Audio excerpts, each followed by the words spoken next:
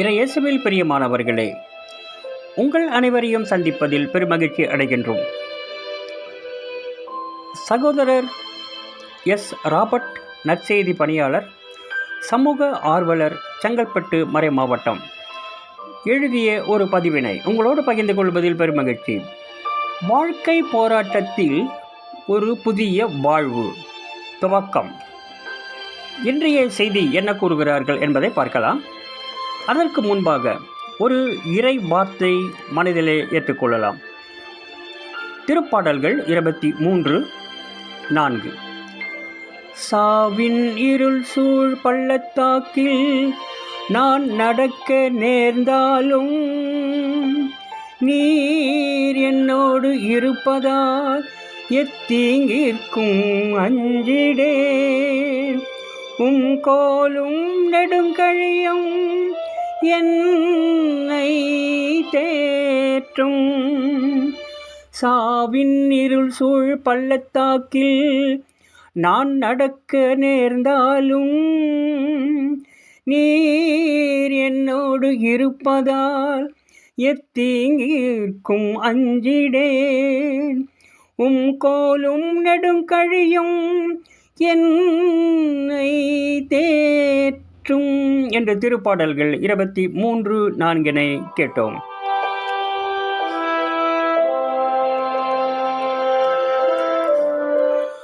அன்பு நம்பிக்கையாளர்களே, அதை குறித்த ஒரு கதை, வாழ்வின் கதை கேட்கலாம்.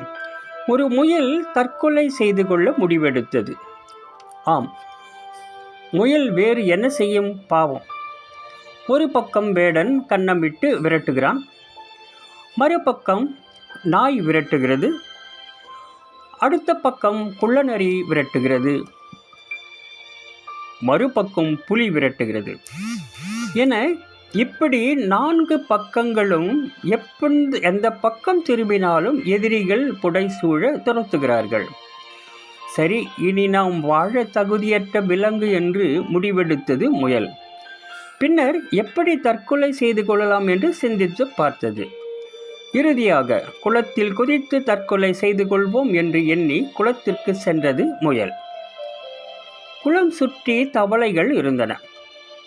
அவைகள் அனைத்தும் முயலின் வருகையை கவனித்து அஞ்சி அங்கு குளத்தின் கரையில் இருந்த தவளைகள் குளத்தில் தாவி குதித்து ஓடின. இதை கண்ட முயல் சிந்தித்தது, அட, நம்மையும் பார்த்து பயப்பட இந்த உலகத்தில் உயிரினங்கள் உள்ளனவா என்று ஆச்சரியப்பட்டு தன் தற்கொலை முடிவை மாற்றிக்கொண்டு தைரியத்தை வரவழைத்து கொண்டு தன் நம்பிக்கையோடு வாழ ஆரம்பித்தது. சிந்தனை செய்யலாமா? ஒரு பாடல் நினைவுக்கு வருகிறது. வாழ்க்கை என்றால் 1000 இருக்கும், வாசல் தோறும் வேதனை இருக்கும். ஆம், அந்த பாடல்தான். இதற்கு பயந்து தற்கொலை செய்து கொள்வதற்கு கூட வலிமையான மனம் வேண்டும். தற்கொலை செய்ய வலிமையான மனம் இருக்கும்போது நாம் ஏன் மன வலிமையோடு வாழக்கூடாது? எந்த துன்பம் சூழ்ந்தாலும் அதை கண்டு நாம் சோர்ந்து போகக்கூடாது. பயங்கரமான ராட்சச காட்டு விலங்குகளுக்கு மத்தியில்தான் இறைவன் முயலையும் படைத்திருக்கிறார். முயல் தப்பி செல்வதற்கான வழிகளையும் உண்டு பண்ணி இருக்கிறார்.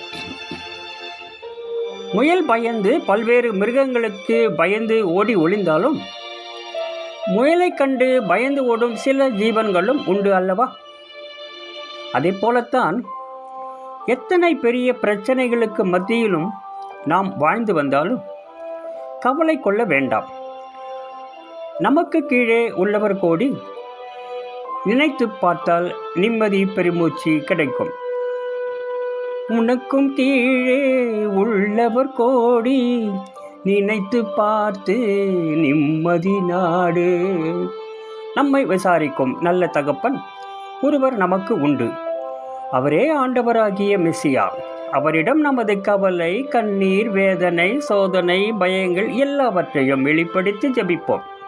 நிச்சயம் ஜெயம் நிறைந்த ஒரு நல்ல புதிய பாதை நமக்கு வெளிப்படும். ஜெபிப்போமா? இறைவன் நம்மை வாழ்க்கை பாதை பயத்திலிருந்து விலக்கி மகிழ்ச்சியின் பாதையில் அழைத்து சென்று நம்மை ஆசீர்வதிப்பாராக. ஆமென். நற்செயல் வழி நற்செய்தி இயக்கம்.